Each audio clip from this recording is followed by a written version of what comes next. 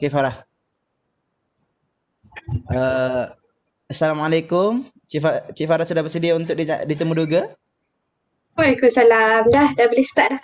Okey, baiklah. Kita pergi terus kepada soalan pertama iaitu apakah bangsa Cik Farah dan juga keluarga Cik Farah? Okey, saya merupakan seorang yang berbangsa Melayu. Keluarga saya pun berasal dari bangsa Melayu dan salah seorang keluarga saya pun berasal dari bangsa Melayu. Okey, baiklah. Soalan seterusnya apakah agama Cik Farah dan juga agama keluarga Cik Farah sendiri? Okey, mengenai agama, saya merupakan seorang yang beragama Islam. Keluarga saya pun beragama Islam. Tiada lagi yang beragama selain bukan Islam. Okey, baiklah. Kita pergi ke soalan seterusnya iaitu apakah jenis ekonomi keluarga Cik Farah sendiri? Okey, jenis ekonomi, saya kan merupakan seorang pelajar, saya masih boleh bekerja. Kalau ibu bapa saya bekerja sebagai pembantu makmal di Sekolah Menengah Kebangsaan Kedai Buloh. Ibu saya bekerja sebagai pembantu tadbir di pejabat.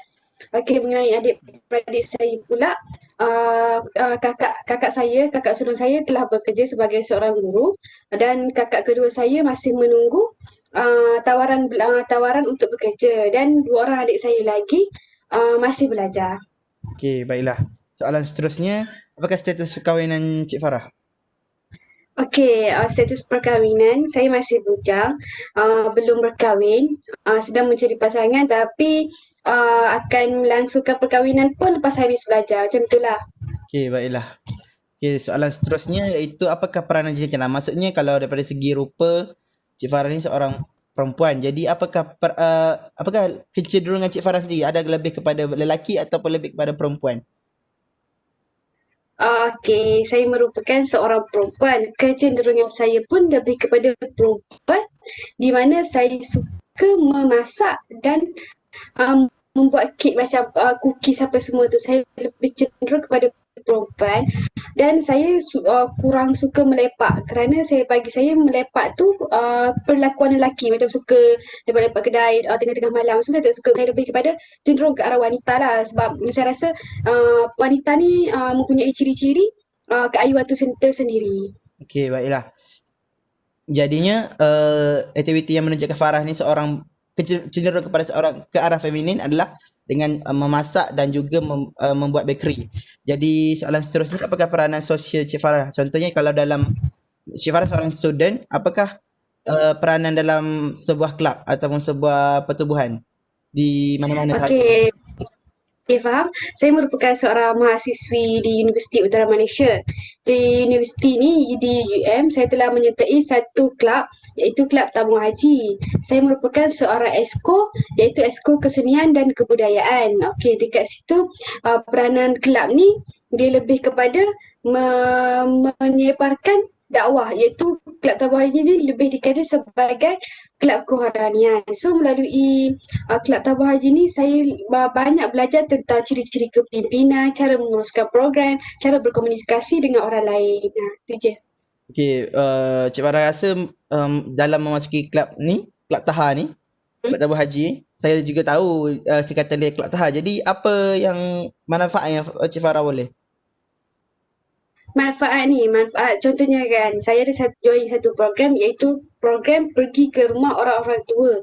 Melalui program tu saya mempunyai kesedaran untuk menghargai kedua ibu bapa saya. Saya masih mempunyai kedua ibu bapa. So dekat situ lepas saya pergi program tu saya lebih menghargai ibu bapa saya bila saya berjumpa orang-orang tua tu yang ditinggalkan oleh anak-anak mereka sendiri. So saya rasa lepas saya pergi tu saya lebih menghargai orang tua saya dan melayan mereka dengan lebih baik. Okey, baik, saya faham. Okey, seterusnya saya akan menanyakan tentang apakah peranan keluarga dalam keluarga. Apakah peranan Cik Farah dalam keluarga Cik Farah? Okey, peranan saya dalam keluarga, saya merupakan anak yang ketiga tapi saya mempunyai dua orang kakak. Tapi dua orang kakak saya tu sudah berkahwin. Secara automatik tanggungjawab sebagai anak tu jatuh kepada saya. Macam saya yang telah saya mengambil tanggungjawab sebagai kakak sulung lah.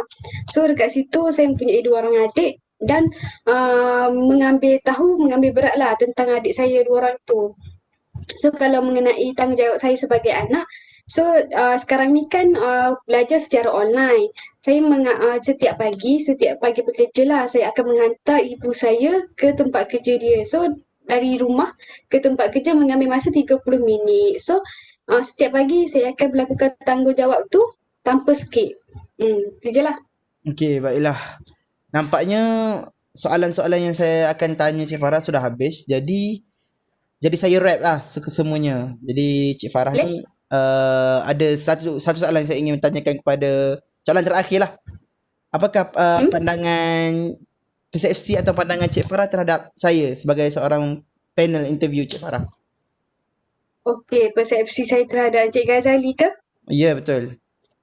Okay, persepsi saya first, saya rasa macam takut juga nak masuk sesi temuruga ni sebab tak pernah lagi orang temuruga saya, tapi lepas saya berkomunikasi dengan Cik Ghazali, okay, persepsi saya terhadap Cik Ghazali ni dah berubah. Macam saya nampak Cik Ghazali ni mudah mesra dengan orang, saya selesa bila berbicara dengan Cik Ghazali. So persepsi saya first, Cik Ghazali ni nampak macam garang kan, tapi lepas saya berkomunikasi dengan Cik Ghazali ni lebih kepada mesra alam, suka berkomunikasi dengan baik. Itu je lah.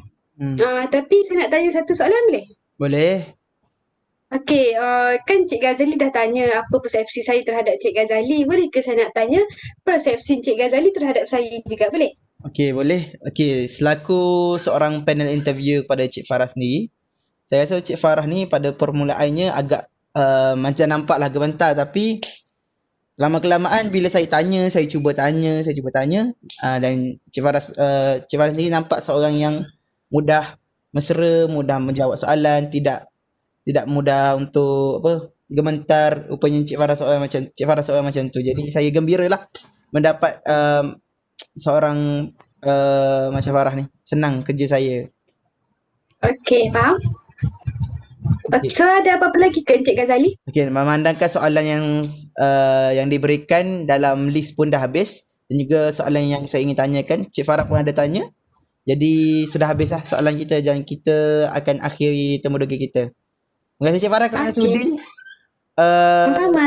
menghadiri interview hari ini. Okey. Terima kasih sekali lagi.